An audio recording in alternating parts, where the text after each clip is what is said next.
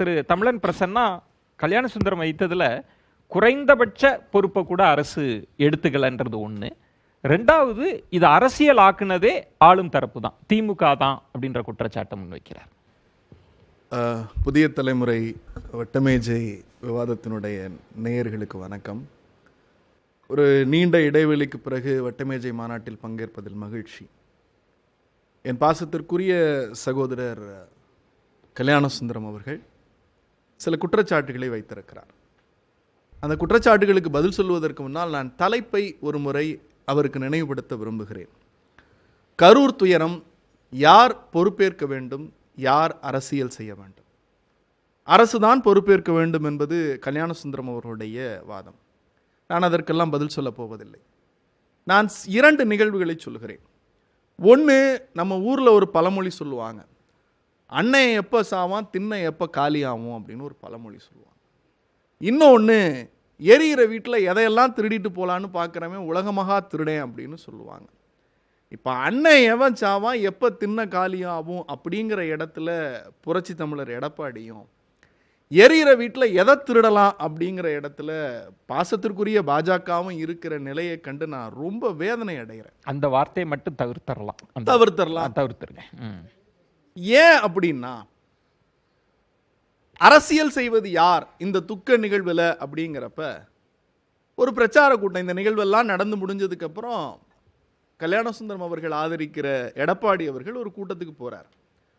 அங்க அதிமுக டிஷர்ட் போட்டுக்கிட்டு ஒரு தம்பி தாவேக்கா கொடியை பிடிச்சி ஆட்டிக்கிட்டு இருக்கார். இவர் பேசிக்கிட்டு இருக்கிறப்ப சொல்றாரு, பாருங்க கூட்டணி ஆரம்பம் ஆயிருச்சு அப்படின்னு ரொம்ப மகிழ்ச்சியா சொல்றார். இந்த கரூர் துயரத்துக்கு அடுத்து நடக்கிற கூட்டத்தில் இப்படி ஒரு நிகழ்வு நடக்குது, அதை காட்டி எடப்பாடி பேசுறாரு அப்படின்னா இது என்ன செயல் அப்படிங்கிறத பார்வையாளர்களுக்கு விட்டுறேன். ரெண்டாவது, பாஜக டோன் எப்படி இருக்கு அப்படின்னா எனக்கு புரியலைங்க. நாம தமிழ்நாட்டில் இங்க இருக்கிற எல்லோரும் தமிழ் ஆர்வலர்கள், தமிழ்நாட்டினுடைய மான உணர்ச்சியில் பங்கேற்கக்கூடியவர்கள் தான். அது அதிமுகவையும் சேர்த்து தான் சொல்லுகிறேன். தமிழ்நாட்டில் விசாரணை அமைப்பில் தமிழ்நாட்டு அதிகாரிகள் கலந்து கொள்ளக்கூடாது அப்படின்னு குஜராத்தை சார்ந்த காவல்துறை அதிகாரி, குஜராத்தை சார்ந்த ஓய்வு பெற்ற நீதிபதி, அதுவும் குறிப்பாக பில்கிஸ் பானு வழக்கில் 11 பார்ப்பன குற்றவாளிகளையும் விடுதலை செய்த ஒரு நீதிபதி, இவர்கள் தான் விசாரிப்பார்கள் அப்படிங்கிறதுல பாஜகவின் உள்ளீடு இல்லை, பாஜகவினுடைய அரசியல் இல்லை அப்படிங்கிறத யாரும் இங்க நம்புறதுக்கு தயாரா இல்லை. நீதிமன்ற தீர்ப்பை சந்தேகிக்கிறீங்க? நீதிமன்ற தீர்ப்பை தான் விமர்சிக்கிறேன். நம்ம கல்யாண சுந்தரம் ஒரு விஷயம் சொன்னாரு, இதற்கெல்லாம் அரசு தான் பொறுப்பேற்க வேண்டும். அம்மையார் ஜெயலலிதா மகாமக குளத்திற்கு தன்னுடைய தோழியாரோடு புனித நீராட போனார். அப்போது பல உயிர்கள் மரணித்து போனது. அப்ப ஐஎஸ் இல்லையா? அப்ப கூட்ட நெரிசலை கட்டுப்படுத்துவதற்கு காவல்துறை இல்லையா? அப்ப எந்த எஸ்பி மேல நடவடிக்கை எடுத்தீங்க? எந்த கலெக்டர் மேல நடவடிக்கை எடுத்தீங்க? இதெல்லாம் நான் பட்டியலிட முடியும். பரமக்குடியில் அதிமுக அம்மையார் ஜெயலலிதா ஆட்சி காலத்தில் துப்பாக்கி எடுத்து சுட்டிங்க, 13 பேர் செத்து போனா. தாழ்த்தப்பட்ட சகோதரர்களை பார்த்து அந்த துப்பாக்கி சுண்டு போச்சே, அப்ப போராட்டத்தில் இந்த போராட்டம் இதனால் நடைபெற்றதுன்னு அப்ப முதலமைச்சராக இருந்த ஜெயலலிதாவுக்கு தெரியாதா?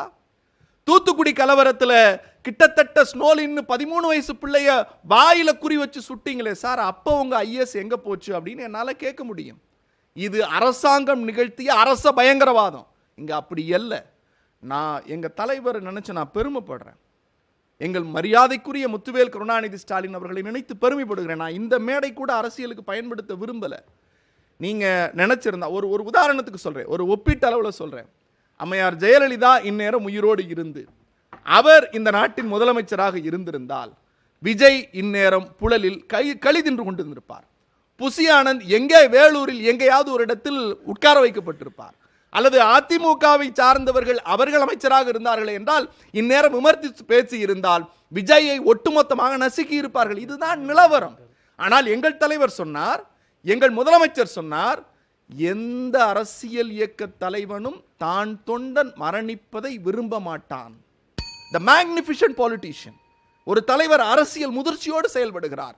ஒரு துயரம் நடந்துருச்சு, அந்த துயரத்தில் ஏன் இந்த விவாதத்தில் பங்கேற்பதற்கு கூட அந்த துயர சம்பவத்திற்கு காரணமான அரசியல் கட்சியினுடைய தலைவர்களோ அல்லது பேச்சாளர்களோ இல்லை.